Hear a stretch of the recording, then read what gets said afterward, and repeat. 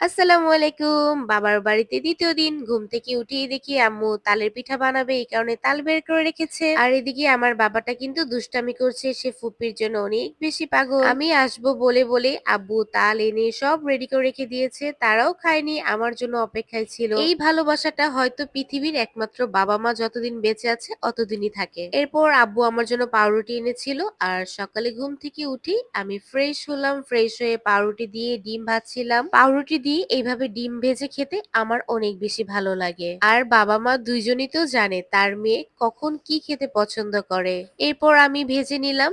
আম্মু যেহেতু কাজ করছিল আর আমি চাই না আম্মুর কাজের মাঝখানে আমি আবার আম্মুকে বিরক্ত করি। যেহেতু ঘুম থেকে উঠেছি অনেক বেলা করে, আম্মু দিকে রান্না করছিল রান্নাঘরে, এই কারণে আমি পাউরুটি ভেজে নিয়ে আসলাম। আমি খাচ্ছিলাম, ওদিকে আমার তাতুর বাবাও খাচ্ছিল। এরপর আমি বললাম কি যে দেখি তো আম্মু আজকে কি রান্না করবে। অলরেডি আম্মুর কিন্তু টুকটাক রান্না শুরু হয়ে গিয়েছে। আম্মু আমার জন্য গিলা কলিজা রেখেছিল মুরগির। আমি ওগুলো অনেক পছন্দ করি, তাই আজকে ওগুলোও রান্না করবে। আমার ভাইয়ের ছেলে মেয়ে যেন মুরগি পালে, এই কারণে ওরা মুরগিকে খাবার দিয়েছিল, তাই আমি একটু ভিডিও করছিলাম। আর এদিকে আমার বাবা এক গাদা একসাথে অনেকগুলো মুরগি এনেছে। এগুলো দেখে আমার তাতুর বাবা আবার ভয় পাচ্ছিল, সে আমার সাথে একটু দুষ্টামি করতেছিল।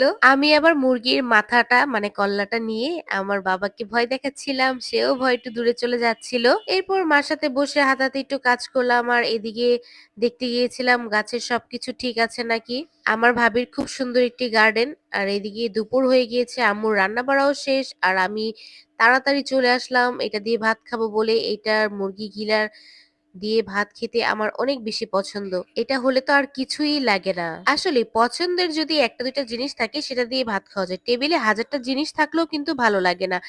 আম্মু শাক রান্না করেছিল শুটকি দিয়ে, আর এই শুটকি দিয়ে শাকটা কিন্তু কলমি শাক আমার অনেক বেশি পছন্দ। এদিকে আমি ভাত খাচ্ছিলাম আর ওদিকে আমার ভাইয়ের মেয়ে যেহেতু মাদ্রাসায় চলে যাবে, সে এসে দেখি সে নিজে নিজে চুল বাঁধতেছে। মাশাআল্লাহ, বুড়িটা কিন্তু বড় হয়ে যাচ্ছে দিনের দিন। সে রেডি হয়ে যাচ্ছিল মাদ্রাসায় যাবে বলে। ওদিকে যেয়ে দেখি ভাবি গাছের মধ্যে কি জানি করতেছে। এরপর আমি আবার তাকে নিয়ে ধনিয়া পাতার গোড়াটা দিয়ে আসলাম। বললাম যে আপনি না গাছ লাগবেন, এই নেন গোড়াটা নেন। আর এদিকে তাতুর বাবা কোথা থেকে যেন একটা গাড়ি নিয়ে আসলো। আর এদিকে আম্মু আচার নিয়ে বসেছে।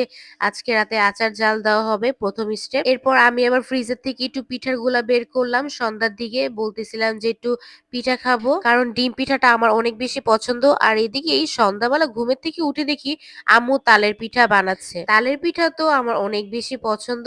আমি মোটামুটি প্রত্যেকটি খাবারে লাইক করি। আর অনেকদিন পর পর যাই তো আম্মু যেটাই বানায় আমার অনেক বেশি ভালো লাগে। প্রত্যেকটি খাবারই আমার মায়ের হাতের অনেক মজা। আম্মু সুন্দর করে লাল লাল করে সবগুলো ভাজছিল আর দেখতেও অনেক বেশি সুন্দর হয়েছে, খেতেও অনেক বেশি মজা লেগেছে। আমি ভয়েস দিতে গিয়ে এডিট করার মাঝেও মনে হচ্ছিল এখান থেকে নিয়ে একটা খেয়ে ফেলি, এত বেশি মজা হয়েছে এবারে তালের পিঠাটা। এদিকে শাকুর বুড়াও পিঠা নিয়ে বলছিল ফুপি আমি খাবো, সেও নিয়ে খাচ্ছিল, বলছিল ইয়াম্মি অনেক মজা।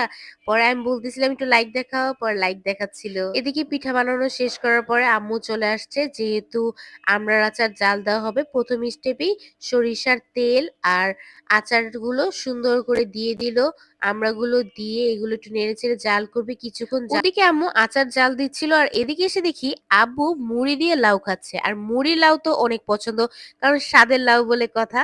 এরপর আব্বুর সাথে বসে ২ ডালার মুড়ি খেলাম। এরপর আম্মু আবার চিনি দিয়ে সুন্দর করে আচারটা জাল করছিল। আর এদিকে যেহেতু ভাই আইসক্রিম এনেছে, আমরা সবাই মিলে আইসক্রিম খাচ্ছিলাম। অন্য কোনো ভিডিওর সাথে আবার অন্যদিন দেখা হবে।